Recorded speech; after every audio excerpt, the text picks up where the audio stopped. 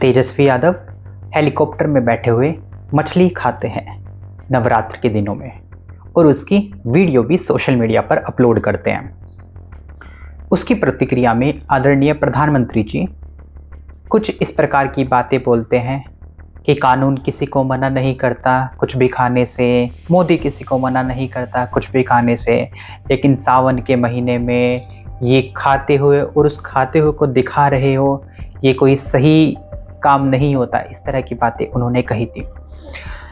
दोस्तों, मैं यहाँ पर आज इस वीडियो में मैं ना ये बताने आया हूँ कि तेजस्वी यादव ने जो किया है वो गलत है या आदरणीय प्रधानमंत्री जी ने जो कहा है वो गलत है।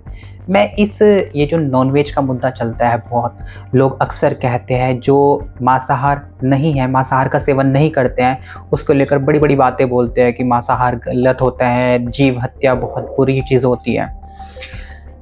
अब मुझे आप एक बात बताइए, मैं आपको एक तर्क देता हूँ, एक उदाहरण देता हूँ। पश्चिम बंगाल का नाम आपने सुना होगा। पश्चिम बंगाल में नवरात्र के दिनों में दुर्गा अष्टमी ये बड़ा फेमस है, बहुत प्रसिद्ध, बहुत ही ज़ोरों शोरों से इस उत्सव को मनाया जाता है। और अगर आपको जानकारी नहीं है तो आपकी जानकारी के लिए बता देता हूँ कि उसी पश्चिम बंगाल में दुर्गा अष्टमी ये जो महीना चलता है, ये नवरात्र के दिन चलते हैं, वहाँ पर नॉनवेज का सेवन किया जाता है, मांसाहार का सेवन किया जाता है। अगर आपको मेरी बात पर यकीन नहीं है तो आप कहीं पर भी सर्च करके देख सकते हैं, पढ़ सकते हैं। तो अब आप मुझे बताइए, जिन्होंने ये कहा कि मांसाहार गलत होता है, तो वहाँ पे भी देखो नवरात्र के दिनों में भी मांसाहार का सेवन किया जा रहा है। इसका रीज़न ये है क्योंकि वो वहाँ का कल्चर है, वहाँ का ट्रेडिशन है। वहाँ के लोग अपने ट्रेडिशन के अनुसार वहाँ पर मांसाहार का सेवन करते हैं, बनाते हैं।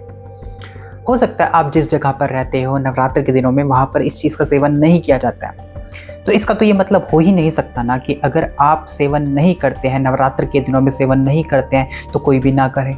बड़े बड़े धर्मगुरु भी एकदम सिरे से नकार देते हैं कि मांसाहार गलत होता है, मांसाहार नहीं करना चाहिए, ये पाप होता है। वो एक समस्या तो बता देते हैं पर वो समाधान बता पाते हैं। इस दुनिया में मांसाहार बेचने वालों का एक रोजगार होता है जिससे उनका घर चलता है। अब आप ये कहेंगे, वो धर्मगुरु ये कहेंगे कि हाँ कि कुछ और कार्य नहीं है करने को, तो कुछ और कार्य आप ही बता दीजिए उनको। इस पृथ्वी पर, इस अर्थ पर हर चीज़ को बैलेंस किया गया है। उदाहरण के तौर पे अगर पेड़ पौधों की संख्या ज़्यादा हो जाएगी तो क्या होगा? ऑक्सीजन ज़्यादा हो जाएगी, क्योंकि जो पेड़ पौधे होते हैं वो कार्बन डाइऑक्साइड लेते हैं और जो ऑक्सीजन होते हैं वो बाहर छोड़ते हैं। इंसान क्या करते हैं? इंसान ऑक्सीजन ग्रहण करते हैं और कार्बन डाइऑक्साइड को छोड़ते हैं। पेड़ पौधों की ऑक्सीजन को इंसानों ने ग्रहण किया और इंसानों की कार्बन डाइऑक्साइड को पेड़ पौधों ने ग्रहण किया। अगर आप पेड़ पौधे काटते चले जाएंगे तो कार्बन डाइऑक्साइड जो इंसानों द्वारा छोड़ी जा रही है वो पृथ्वी पर बढ़ती जाएगी और जिसका कारण आप देखते हैं ग्रीन हाउस गैसेस। लेकिन वहाँ पर समाधान है कि अगर आप पेड़ों को काट रहे हैं तो उतनी ही मात्रा में पेड़ों को लगा दीजिए ताकि वो बैलेंस बना रहे। देखिए, मैंने ऐसे लोगों को नवरात्र जब शुरू नहीं होते उससे आखिरी दिनों में पेट भर के मांसाहार का सेवन करते, नॉनवेज खाते हैं, और जब नवरात्र शुरू हो जाते पास बिल्कुल ऐसे बन जाते, ऐसे सज्जन व्यक्ति बन जाते कि नहीं, इन्होंने कभी नॉनवेज को छुआ भी नहीं है, और नवरात्र खत्म होने की प्रतीक्षा करते हैं कि फिर पेट भर कर खाएंगे।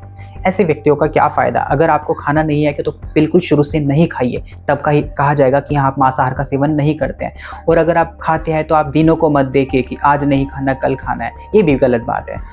आप लोगों से अच्छा तो एक सच्चा नास्तिक ही होता है, वो जो दिन नहीं देखता, जिसे खाना है तो खाना है।